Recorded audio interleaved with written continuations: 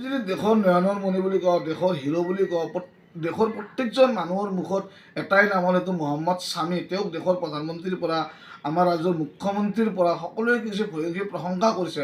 আনকি তেওঁৰ নিজ ৰাজ্যৰ যিটো মুখ্যমন্ত্ৰী যোগী আদিত্যনাথে তেওঁৰ নামত ষ্টেডিয়াম খুলিছে। তো এইজন স্বামীৰ যিটো দুৰ্দান্ত প্ৰদৰ্শন, তেওঁৰ কাৰণে আজি টীম ইণ্ডিয়াই ফাইনেল খেলিবলৈ সুযোগ পাইছে। নিউজিলেণ্ডৰ বিৰুদ্ধে যিটো প্ৰদৰ্শন কৰিছে, 7টা উইকেট দাঙি ধৰিছে বা প্ৰত্যেকখন খেলতে দুৰ্দান্ত প্ৰদৰ্শন, তেওঁৰ কাৰণে আজি টীম ইণ্ডিয়া হয়তো ফাইনেলত সুযোগ পাইছে। কিন্তু এই স্বামীয়ে যিটো জাগাৰ পৰা আজি উঠি আহিছে, তেওঁ যিটো সমস্যাত ভুগিছিল সেইটো হয়তো বহুত কম মানুহ কৰে। সেইকাৰণে হয়তো আজি স্বামীক সকলোৱে প্ৰশংসা কৰিছে। তেওঁৰ নিজৰ পত্নীয়ে তেওঁৰ বিৰুদ্ধে কেনেকুৱা ধৰণৰ অভিযোগ দিছিল যে তেওঁ অন্য নাৰীৰ লগত সম্পৰ্ক আছে, তেওঁ দেশদ্ৰোহী, তেওঁ আপোনাৰ পাকিস্তানৰ এজেণ্ট হয়, এনেকুৱা ধৰণৰ BCCIৰ আগত তেওঁৰ কমপ্লেইন দিছিল আৰু BCCIয়ে তেওঁক কিছুদিনৰ কাৰণে বহিষ্কাৰ কৰিছিল। আনকি কলকাতা আৰক্ষীৰ থানাতো তেওঁৰ বিৰুদ্ধে গোচৰ দিছিল।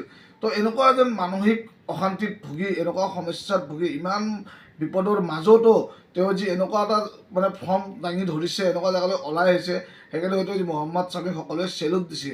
আৰু এটা কথা মহম্মদ শামীয়ে আজি প্ৰমাণ কৰি দেখুৱাই দিছে যে মানুহৰ জীৱনত হতাশা আহিব পাৰে, মানুহৰ জীৱনত ডাঙৰ ধুমুহা আহিব পাৰে, মানুহৰ সকলোৰে জীৱনত বিপদ আহিব পাৰে, কিন্তু সেই বিপদক নেওচি মানুহ আগুৱাই যোৱাটোৱে বহুত ডাঙৰ কথা। আৰু সেই বিপদক নেওচি যোন মানুহে আগুৱাই যাব, সেই মানুহে হয়তো পৃথিৱীত ছাকচেছ হ'ব পাৰে। আৰু চবতকৈ ডাঙৰ কথা, মানুহ যদি সৎ ৰাস্তাত থাকে, হয়তো ওপৰত যিজন আমি থকা বুলি কওঁ, আল্লাহ ভগৱান যিয়ে নহওক, তেওঁ হয়তো চাই, চকু মেলি চাই। কাৰণ কিয়, মহম্মদ শামীয়ে টীম ইণ্ডিয়াত চান্স পাইছিল হয় ফাইনেল খেলিবলৈ, কিন্তু তেওঁ খেলিবলৈ সুযোগ পোৱা নাছিল। প্ৰথম 4খন খেলত তেওঁ বহি আছিল। এতিয়া হাৰ্দিক পাণ্ডে আপোনাৰ গুৰুতৰভাৱে অসুস্থ হৈছিল আৰু হাৰ্দিক পাণ্ডেৰ জেগাত তেওঁ চান্স পাইছিল। যদি আজি হাৰ্দিক পাণ্ডে হয়তো অসুস্থ নহ'লে হয়, স্বামীয়ে আজি খেলিবলৈ চান্স নাপালে হয়। সেইকাৰণে মানুহে কয়, যদি আপুনি সৎ ৰাস্তাত থাকে, হয়তো ভগৱানেও আপোনাক এদিন না এদিন চায়।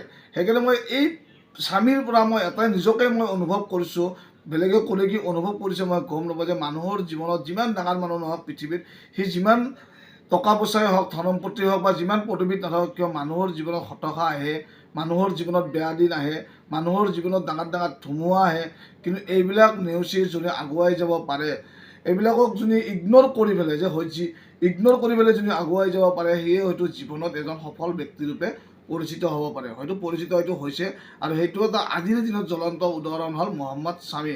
আৰু মই ভগৱানৰ ওচৰত এইটোৱে আজি প্ৰাৰ্থনা কৰোঁ যে মহম্মদ শামীও যাতে কালি হ'বলগীয়া ফাইনেলখনত ভাল প্ৰদৰ্শন কৰে আৰু ইণ্ডিয়াই যাতে অষ্ট্ৰেলিয়াক হেৰুৱাই ৱৰ্ল্ড কাপ জিকে। ধন্যবাদ, থেংক ইউ।